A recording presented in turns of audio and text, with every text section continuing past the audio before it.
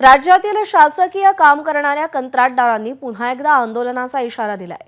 कंत्राटदारांची 80,000 कोटींपेक्षा जास्त थकबाकी आहे आणि गेल्या 7 महिन्यांपासून त्यांना पैसे दिले गेलेले नाहीयेत। त्यामुळे कंत्राटदारांनी कामबंद आंदोलन करण्याचा इशारा दिलाय।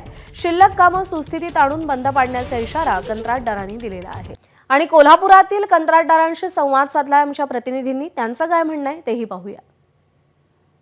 संपूर्ण महाराष्ट्रातील कंत्राटदार 14 तारखेपासून आता काम बंद आंदोलनावर जाणार आहेत आणि खूप मोठा निर्णय या सगळ्या कंत्राटदारांनी घेतलेला आहे। आणि का ते आंदोलनावरती ठाम झालेले आहेत, का आंदोलन करणार आहेत, काम बंद आंदोलन का करणार आहेत, हे त्यांच्याकडून जाणून घेणार आहोत।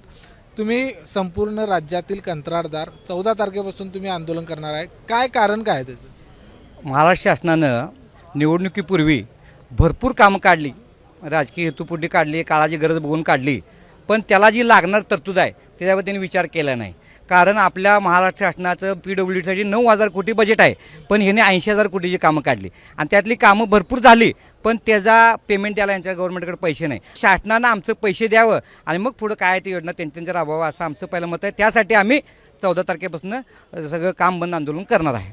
काय हे पैसे तुम्हाला का दिलेले नाहीत सरकारनं असं वाटतंय? काय कशामुळे दिले नाहीत? सरकारचं नियोजन त्या बाबतीत आर्थिक काही नाही आहे। आर्थिक धोरण जे लागतं, खिशात पैसे किती आहेत आणि आपण त्या पद्धतीनं खर्च किती करायला पाहिजे, हा प्रत्येक कुटुंबातील व्यक्ती जशी करतो तसं सरकारचंही भूमिका घेणं क्रमप्राप्त आहे, पण ते सरकारने घेतलेले नाही आहे। लाडक्या बहिणींचा परिणाम झालेला देखील तुम्ही बोलताय।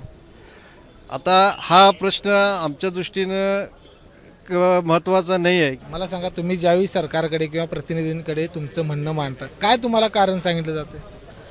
नाही, सरकार आम्हाला प्रतिनिधी पॉझिटिव्ह उत्तर देतात की आम्ही अर्थमंत्र्यांकडे किंवा सरकारकडे आम्ही आपली अडचणी मांडू आणि त्यातून मार्ग काढून देऊ, असं आम्हाला आत्तापर्यंत उत्तर मिळालेलं आहे। किती महिन्यांपासून हा सगळा निधी तटलेला आहे? साधारण 8 महिन्यापासून तर निधी आलेला नाही आहे आणि जे काही निधी आहेत ते वर्ष 1.5 वर्षापासून पण आलेले नाही आहेत आम्हाला। विजय केसरकर, ABP माझा, कोल्हापूर। ABP माझा, उघडा डोळे बघा नीट।